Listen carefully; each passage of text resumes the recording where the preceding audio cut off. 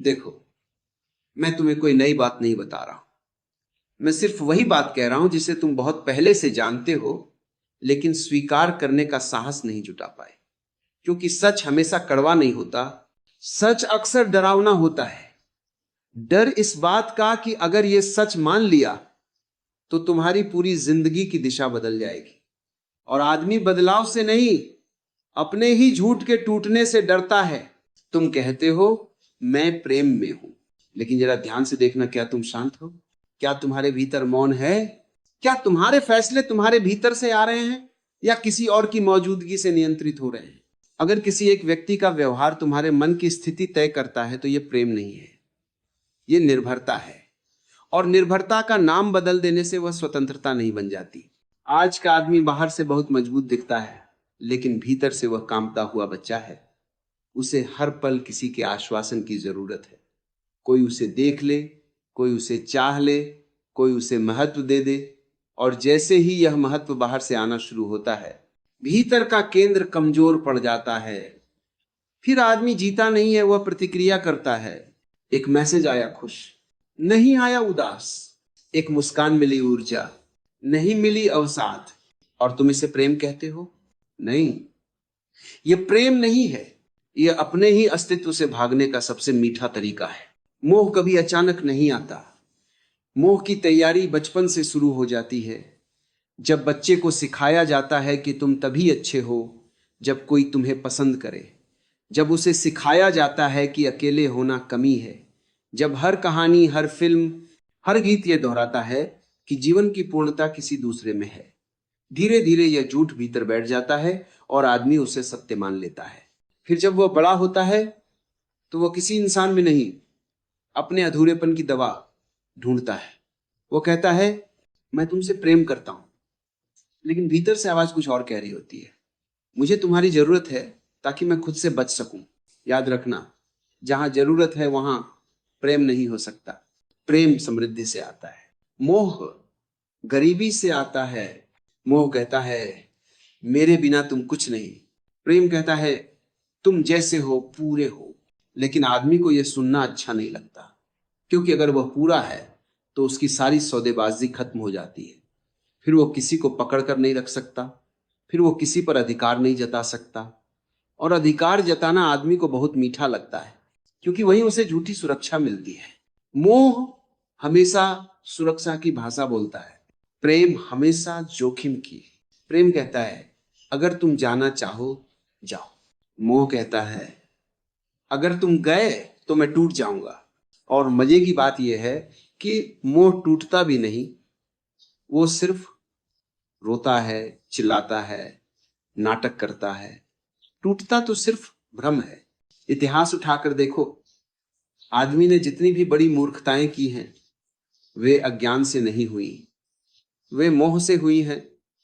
रावण अज्ञानी नहीं था, दुर्योधन मूर्ख नहीं था। वे सब शक्तिशाली, बुद्धिमान, शिक्षित लोग थे, लेकिन एक जगह वे अंधे थे, अपने भीतर उठने वाली चाह को देखने में। और जो आदमी अपनी चाह को देख नहीं पाता वही उसका गुलाम बन जाता है। आज भी वही हो रहा है।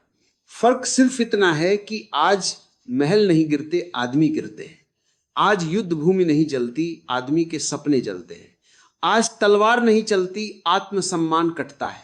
तुम कहते हो वह चली गई और मैं टूट गया। नहीं, तुम पहले से टूटे हुए थे। वह तो बस आईना थी। आईना टूटने से चेहरा नहीं टूटता, लेकिन जो चेहरा आईने में खुद को ही सब कुछ समझ बैठा हो वह जरूर बिखर जाता है। यही कारण है कि ओशो कहते हैं प्रेम पहले स्वयं से शुरू होता है। और इसका मतलब आत्ममुग्धता नहीं है।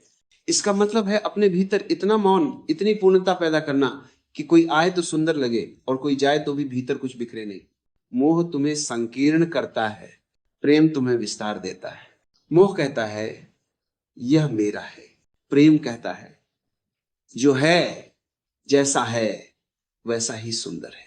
जब तुम किसी को मेरा कहते हो उसी क्षण तुम उसे वस्तु बना देते हो। और वस्तु के जाने पर दुख होता है, इंसान के जाने पर नहीं, क्योंकि इंसान कभी तुम्हारा था ही नहीं। यही समझ धीरे धीरे भीतर उतरनी चाहिए। और यह समझ किताबों से नहीं आती, ये ध्यान से आती है, ये देखने से आती है। जब भी मोह उठे उससे लड़ो मत, लड़ोगे तो हारोगे, दबाओगे तो वो जहरीला हो जाएगा। बस बैठो और देखो, देखो कैसे शरीर में गर्मी उठती है, देखो कैसे मन कल्पनाएं गढ़ता है, देखो कैसे उसके बिना मैं अधूरा हूं जैसी आवाजें उठती है। बस देखो, ये देखने की क्रिया ही ध्यान है, पर ध्यान ही वह आग है जिसमें मोह जलता है। मोह अंधेरे में जीवित रहता है, जैसे ही रोशनी आती है वो कमजोर पड़ जाता है। धीरे धीरे तुम देखोगे कि वही ऊर्जा जो पहले तुम्हें नीचे खींच रही थी ऊपर उठने लगी है, वही बेचैनी शांति में बदलने लगी है, वही चाह करुणा में बदलने लगी है। यही रूपांतरण है। ओशो इसलिए कहते हैं वासना को मारो मत, रूपांतरित करो, क्योंकि ऊर्जा एक ही है। दिशा बदलते ही जीवन बदल जाता है। और जिस दिन तुमने यह देख लिया कि तुम्हारी खुशी किसी और पर निर्भर नहीं है, उसी दिन तुम पहली बार प्रेम के योग्य बनते हो। क्योंकि गुलाम प्रेम नहीं कर सकता, केवल स्वतंत्र व्यक्ति ही प्रेम कर सकता है। देखो, समस्या ये नहीं है कि तुम किसी स्त्री से आकर्षित हो जाते हो, समस्या यह है कि तुम अपने आकर्षण को ही अपना भाग्य बना लेते हो।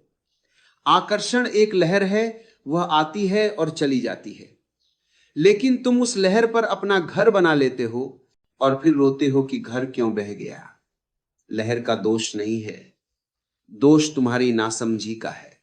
जीवन में हर चीज आती जाती है, जो टिकता है वही सत्य होता है, और जो टिकता है वह किसी दूसरे पर निर्भर नहीं होता। तुम्हें बचपन से यह सिखाया गया कि अकेले होना गलत है। तुम्हें यह नहीं सिखाया गया कि अकेले होना सुंदर भी हो सकता है। तुम्हें बताया गया कि कोई ना कोई चाहिए जो तुम्हें पूरा करे। यह जहर बहुत धीरे धीरे पिलाया गया, इसीलिए तुम्हें इसका स्वाद भी मीठा लगता है। फिर जब तुम बड़े होते हो तो तुम किसी व्यक्ति को नहीं खोजते, तुम अपनी अधूरी आत्मा का सहारा खोजते हो, और जब वह सहारा हिलता है तुम्हारी पूरी इमारत गिर जाती है। इसलिए जब कोई छोड़कर जाता है, असल में वो व्यक्ति नहीं जाता, तुम्हारा भ्रम टूटता है। और भ्रम के टूटने का दर्द बहुत तीखा होता है, क्योंकि तुमने उसी भ्रम में अपनी पहचान बना ली थी। तुमने कहना शुरू कर दिया था, मैं उसका हूं, वह मेरी है। ध्यान से देखो, इन वाक्यों में प्रेम नहीं है, डर है। प्रेम कभी स्वामित्व की भाषा नहीं बोलता। स्वामित्व हमेशा भय से पैदा होता है। तुम कहते हो, मैं उसके बिना कुछ नहीं। यह वाक्य सुनने में भावुक लगता है, लेकिन इसके भीतर आत्महत्या छुपी होती है। जो आदमी अपने होने का कारण किसी और को बना लेता है, वह धीरे धीरे मरना शुरू कर देता है। उसकी हंसी नकली हो जाती है, उसका साहस उधार का हो जाता है, और उसका जीवन किसी और की मर्जी पर टिका रहता है। यही असली गुलामी है। और मजे की बात यह है कि इस गुलामी को समाज सम्मान देता है। अगर तुम कहो कि मैं अकेले खुश हूं, लोग कहेंगे कुछ गड़बड़ है। लेकिन अगर तुम कहो कि उसके बिना मैं जी नहीं सकता, लोग कहेंगे कितना सच्चा प्रेम है। समाज तुम्हें बीमार करना चाहता है, क्योंकि बीमार आदमी को चलाना आसान होता है, स्वतंत्र आदमी खतरनाक होता है। प्रेम कभी किसी को बांधता नहीं। प्रेम तो दो स्वतंत्रताओं का मिलन है, दो पूर्ण व्यक्तियों का संवाद है। लेकिन तुम पूर्ण नहीं हो, इसलिए संवाद नहीं कर पाते। तुम सौदा करते हो, तुम कहते हो मैं तुम्हें प्यार दूंगा, तुम मुझे सुरक्षा दो, मैं तुम्हें समय दूंगा, तुम मुझे अकेलापन मत दो। ये प्रेम नहीं है, ये व्यापार है, और हर व्यापार में डर होता है कहीं घाटा ना हो जाए। इतिहास इसलिए बार बार दोहराया जाता है, क्योंकि आदमी सीखता नहीं, सिर्फ भुगतता है। रावण ने सीता को नहीं देखा, उसने अपनी वासना को देखा। दुर्योधन ने द्रौपदी को नहीं देखा, उसने अपने अहंकार को देखा। हर युग में आदमी दूसरे के चेहरे में अपने ही अंधेपन को पूजता रहा है, और जब वह चेहरा हटता है तो अंधापन सामने आ जाता है, नग्न, असहनीय। आज भी वही हो रहा है। कोई लड़की बात करना बंद कर देती है और लड़का अपना भविष्य बंद कर देता है। कोई रिश्ता टूटता है और आदमी खुद को तोड़ देता है। सोचो कितनी सस्ती हो गई है जिंदगी। एक इंसान की पूरी संभावना सिर्फ किसी और के निर्णय पर टिक गई है। यह प्रेम नहीं है, यह आत्महत्या का धीमा रूप है। मोह हमेशा तुम्हें भविष्य में ले जाता है। अगर वह मिल गई तो मैं खुश हो जाऊंगा, अगर वह साथ रही तो सब ठीक हो जाएगा। प्रेम हमेशा वर्तमान में होता है। प्रेम कहता है अभी इसी क्षण मैं ठीक हूं, और इसी ठीक होने से साझा करना चाहता हूं। मोह मांगता है, प्रेम देता है। मोह खालीपन से आता है, प्रेम भराव से। तुम पूछते हो इससे बाहर कैसे निकले। पहला कदम बहुत सरल है लेकिन बहुत कठिन भी। पहला कदम है ईमानदारी। खुद से यह स्वीकार करना कि यह प्रेम नहीं है, यह निर्भरता है। जब तक तुम बीमारी को बीमारी नहीं कहोगे, इलाज शुरू नहीं होगा। जब तक तुम जहर को अमृत कहते रहोगे, तुम पीते ही रहोगे। दूसरा कदम है देखना। जब भी मन किसी व्यक्ति के इर्द गिर्द घूमने लगे, उसे रोको मत। बस देखो, देखो कैसे विचार उठते हैं, कैसे कल्पनाएं दौड़ती हैं, कैसे शरीर प्रतिक्रिया करता है। यह देखने की क्रिया ही ध्यान है। तुम कुछ कर नहीं रहे, तुम सिर्फ जाग रहे हो। और जागरूकता सबसे बड़ा परिवर्तन है। धीरे धीरे तुम पाओगे कि जो चीज तुम्हें नियंत्रित करती थी अब तुम्हारे सामने खड़ी है। और जिस चीज को तुम देख सकते हो वह तुम्हें गुलाम नहीं बना सकती। मोह की ताकत तुम्हारी बेहोशी से आती है। अब जरा और गहराई में उतरते हैं, क्योंकि जो सतह पर दिखता है वह समस्या नहीं है। सतह पर तो बस लक्षण है। असली बीमारी बहुत नीचे बैठी है, तुम्हारे अहंकार और तुम्हारे डर के बीच कहीं। आदमी प्रेम में नहीं पड़ता। आदमी अपने ही अहंकार को बचाने के लिए किसी को पकड़ता है। वो किसी को चाहता नहीं, वो किसी को इस्तेमाल करता है ताकि उसे लगे कि वो महत्वपूर्ण है, कि वो चुना गया है, कि वो अकेला नहीं है। ध्यान से देखो, जब तुम कहते हो वह मुझे छोड़ गई, असल दर्द छोड़ने का नहीं होता। असल दर्द यह होता है कि उसने मुझे चुना नहीं। तुम्हें चोट प्रेम के जाने से नहीं लगती, तुम्हें चोट अपने महत्व के टूटने से लगती है। यही अहंकार है। प्रेम मौन होता है, अहंकार शोर करता है। प्रेम स्वीकार करता है, अहंकार सवाल करता है। मैं ही क्यों? इसलिए याद रखो, मोह का पहला स्रोत प्रेम नहीं है, अहंकार है। तुम्हें कोई चाहिए जो तुम्हें आईना दिखाए जिसमें तुम खुद को खास देख सको। और जैसे ही वो आईना हटता है, तुम्हें अपनी साधारणता दिखने लगती है और वही असहनीय हो जाती है। आदमी साधारण होना सह नहीं पाता, इसलिए वह किसी के साथ जुड़कर खास बनना चाहता है। यही कारण है कि मोह में हमेशा तुलना होती है। तुम देखना, जब मोह होता है तुम हर दूसरे आदमी से खुद की तुलना करने लगते हो। वो मुझसे बेहतर तो नहीं, वो उससे ज्यादा खुश तो नहीं। ये प्रेम नहीं है। प्रेम में तुलना नहीं होती, क्योंकि प्रेम में अहंकार नहीं होता। जहां तुलना है वहां डर है, और जहां डर है वहां बंधन है। अब जरा विवाह को देखो। समाज ने विवाह को प्रेम का नाम दे दिया है, जबकि असल में विवाह सुरक्षा का अनुबंध है। दो डर एक दूसरे को पकड़ लेते हैं और उसे प्रेम कहते हैं। इसलिए विवाह में प्रेम कम और अपेक्षाएं ज्यादा होती हैं। हर अपेक्षा एक अदृश्य जंजीर है और जंजीरों के बीच प्रेम घुट जाता है। तुम कहते हो वह बदल गई। नहीं, तुम्हारी अपेक्षाएं सामने आ गई। जब तक मोह नया होता है तब तक अपेक्षाएं छुपी रहती हैं। जैसे जैसे मोह पुराना होता है, अपेक्षाएं मांग बन जाती हैं, और मांग के साथ क्रोध आता है, शिकायत आती है, नियंत्रण आता है। फिर तुम कहते हो प्रेम खत्म हो गया। प्रेम कभी था ही नहीं, सिर्फ सौदा था। समाज ने तुम्हें यह भी नहीं सिखाया कि ऊर्जा क्या है। वासना को पाप कहा गया, लेकिन उसे समझाया नहीं गया। इसलिए आदमी या तो वासना में डूब जाता है या उससे लड़ता रहता है। दोनों ही स्थितियों में वह हारता है, क्योंकि जो तुम दबाते हो वह विकृत हो जाता है, और जो तुम बिना होश के जीते हो वह तुम्हें खा जाता है। वासना बहुत शक्तिशाली ऊर्जा है। वही ऊर्जा अगर नीचे बहे तो मोह बन जाती है। वही ऊर्जा अगर ऊपर उठे तो प्रेम बन जाती है, और वही ऊर्जा अगर और ऊपर उठे तो ध्यान बन जाती है। फर्क ऊर्जा का नहीं, दिशा का है। लेकिन दिशा बदलने के लिए जागरूकता चाहिए। बेहोशी में दिशा नहीं बदलती। इसलिए जब तुम्हारे भीतर किसी स्त्री के लिए तीव्र आकर्षण उठे तो उसे पाप मत कहो, उसे दबाओ मत। बस उसे समझो, महसूस करो कि वह ऊर्जा शरीर में कहां कहां बह रही है। उसे नाम मत दो, कहानी मत बनाओ, बस अनुभव करो। अगर तुम साक्षी बन सके तो वही ऊर्जा धीरे धीरे ऊपर उठने लगेगी, और तब तुम्हें पहली बार पता चलेगा कि प्रेम कैसा होता है, शांत, गहरा, बिना मांग के। अब एक बहुत कड़वी बात सुनो। जब तक तुम्हारा प्रेम किसी एक व्यक्ति तक सीमित है तब तक वह प्रेम नहीं है, वह आसक्ति है। प्रेम सीमाओं में नहीं रहता। प्रेम तो तुम्हारे होने का तरीका है। अगर तुम प्रेम में हो तो तुम्हारी आंखों में, तुम्हारी चाल में, तुम्हारे शब्दों में प्रेम झलकता है, सिर्फ किसी एक के लिए नहीं, सबके लिए। लेकिन तुम डरते हो। तुम कहते हो अगर सबको प्रेम दिया तो मुझे क्या मिलेगा। यही डर तुम्हें छोटा बनाता है। प्रेम व्यापार नहीं है, प्रेम बांटने से बढ़ता है, लेकिन मोह बांटने से डरता है, क्योंकि उसके पास देने को कुछ होता ही नहीं। अब समझो, अकेलापन और एकांत में फर्क है। अकेलापन दर्द देता है क्योंकि उसमें तुम खुद से भाग रहे होते हो। एकांत आनंद देता है क्योंकि उसमें तुम खुद के साथ सहज होते हो।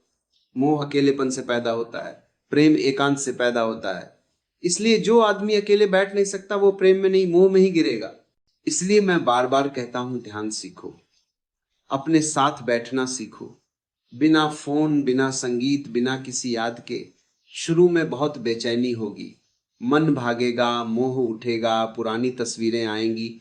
यही परीक्षा है। अगर तुम भाग गए तो फिर वही चक्र। अगर तुम टिक गए तो पहली बार तुम स्वतंत्रता का स्वाद चखोगे। और याद रखना, स्वतंत्र आदमी ही प्रेम कर सकता है, गुलाम सिर्फ सौदा करता है। स्वतंत्र आदमी किसी को पकड़ता नहीं, वो किसी के साथ चलता है।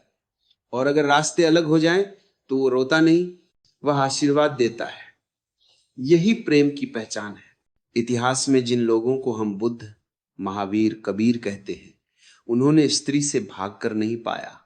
उन्होंने अपने भीतर के मोह को देखा, समझा और पार किया। इसलिए वे इतने शांत थे, इतने प्रेमपूर्ण थे। उनके प्रेम में कोई भूख नहीं थी, कोई मांग नहीं थी। और अंत में ये बात अपने हृदय में गहराई से उतार लो, स्त्री तुम्हारी समस्या नहीं है, पुरुष तुम्हारी समस्या नहीं है। समस्या तुम्हारी बेहोशी है।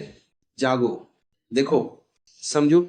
अब जिस बिंदु पर हम खड़े हैं वहां से पीछे लौटना आसान नहीं है, क्योंकि अब सवाल स्त्री का नहीं रहा, प्रेम का भी नहीं रहा। अब सवाल है तुम्हारे अस्तित्व के केंद्र का। अब बात यह नहीं कि तुम किससे जुड़े हो, अब बात यह है कि तुम खुद से जुड़े हो या नहीं। आदमी जब तक खुद से कटा हुआ रहता है तब तक वह किसी न किसी से चिपका ही रहेगा, क्योंकि जो अपने भीतर खाली होता है वह बाहर भराव खोजता है। समझो इसे बहुत ध्यान से। तुम्हारा दुख किसी के चले जाने से पैदा नहीं होता। तुम्हारा दुख इस सच से पैदा होता है कि जब कोई चला जाता है तो तुम अपने सामने खड़े रह जाते हो, नग्न, अकेले, बिना किसी सहारे के। और तुमने पूरी जिंदगी इससे बचने की कोशिश की है।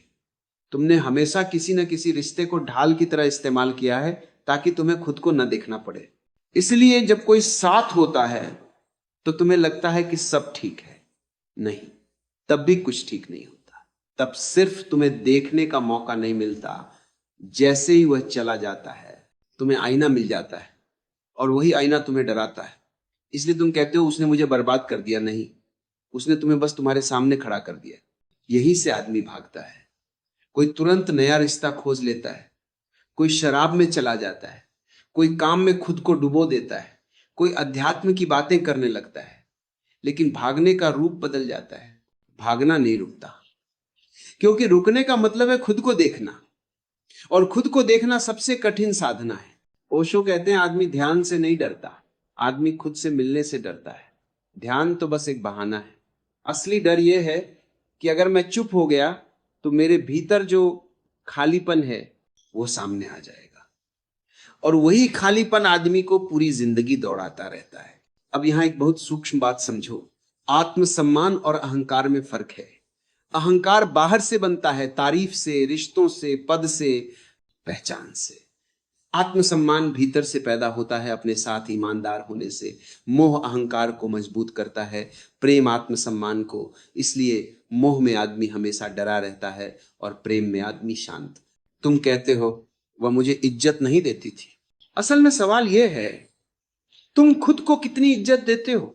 जो खुद को इज्जत नहीं देता वह हर रिश्ते से वही मांग करेगा, और मांगने वाला कभी तृप्त नहीं होता। इसलिए मैं कहता हूं, प्रेम से पहले आत्मसम्मान सीखो। और आत्मसम्मान किसी दूसरे से नहीं मिलता, वह किसी स्त्री के व्यवहार से नहीं बनता, वह तुम्हारे अपने आचरण से बनता है। जब तुम अपने मन के सामने झूठ नहीं बोलते, जब तुम अपने डर को स्वीकार करते हो, जब तुम अपने अकेलेपन से भागते नहीं, तभी आत्मसम्मान पैदा होता है। अब एक और गहराई में उतरते हैं। आदमी अकेलेपन को बुरा क्यों मानता है? क्योंकि उसे कभी एकांत सिखाया ही नहीं गया। अकेलापन दर्द देता है क्योंकि उसमें तुम अधूरे हो। एकांत आनंद देता है क्योंकि उसमें तुम पूरे हो। लेकिन पूरा होना एक दिन का काम नहीं है, यह साहस मांगता है, यह बैठने का साहस मांगता है। इसलिए ध्यान कोई तकनीक नहीं है, ध्यान एक साहस है, अपने ही साथ बैठने का साहस। जब तुम बैठते हो तो शुरू में मन चिल्लाएगा, यादें आएंगी, इच्छाएं आएंगी, पुरानी मोह की तस्वीरें आएंगी। यही वह क्षण है जहां ज्यादातर लोग भाग जाते हैं। लेकिन अगर तुम टिक गए तो कुछ घटेगा।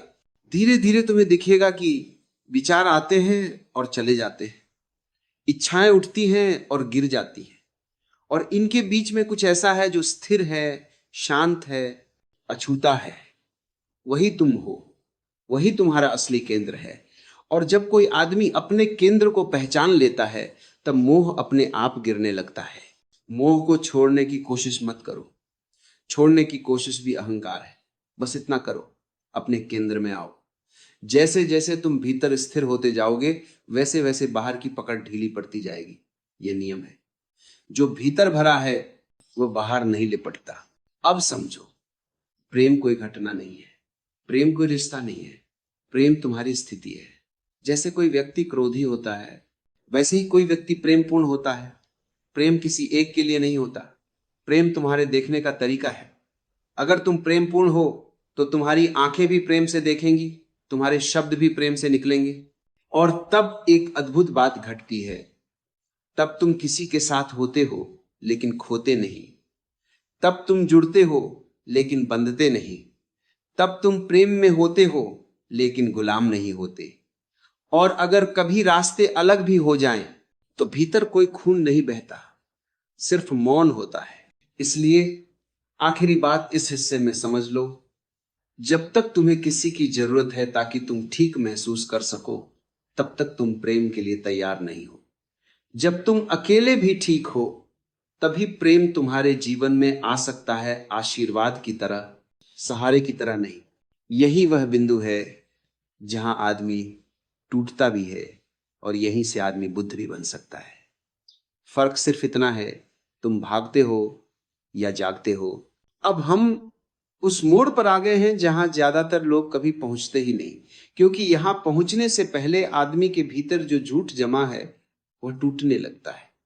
यहां से आगे कोई दिलासा नहीं है, कोई सहारा नहीं है, कोई मीठी बात नहीं है। यहां सिर्फ सत्य है, और सत्य हमेशा असुविधाजनक होता है।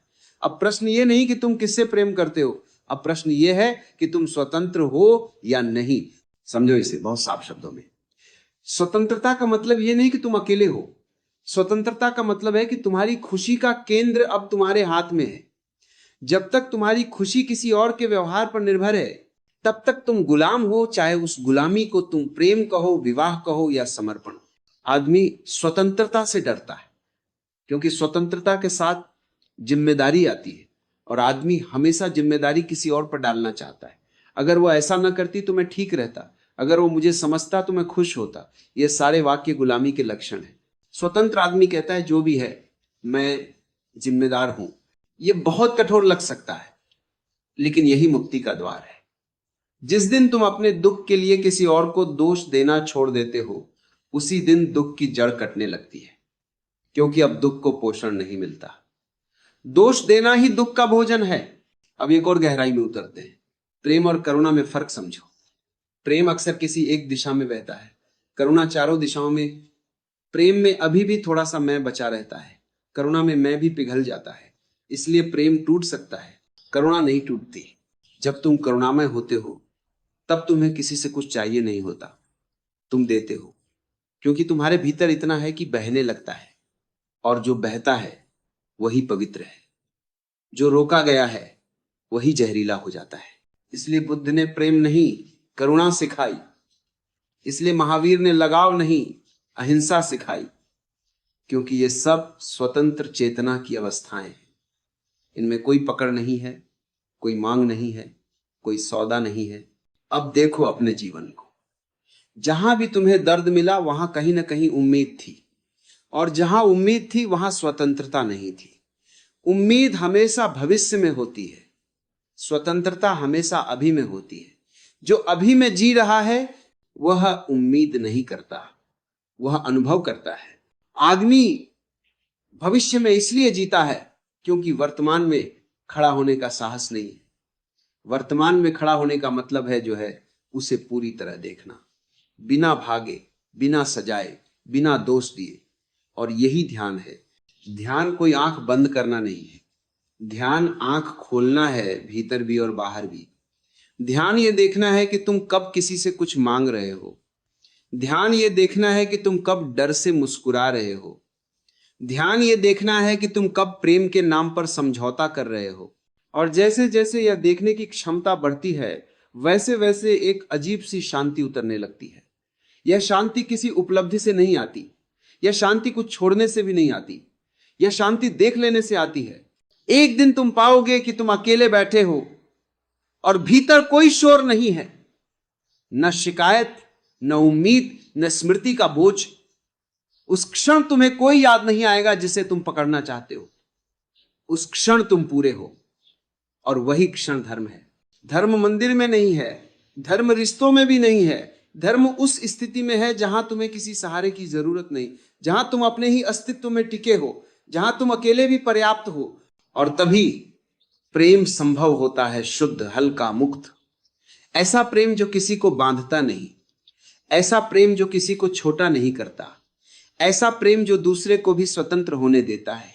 यही प्रेम बुद्ध का है, यही प्रेम कृष्ण का है, यही प्रेम ओशो का है। यह प्रेम संबंध नहीं बनाता, यह चेतना जगाता है। अब इस ऑडियो बुक का अंतिम सत्य सुन लो।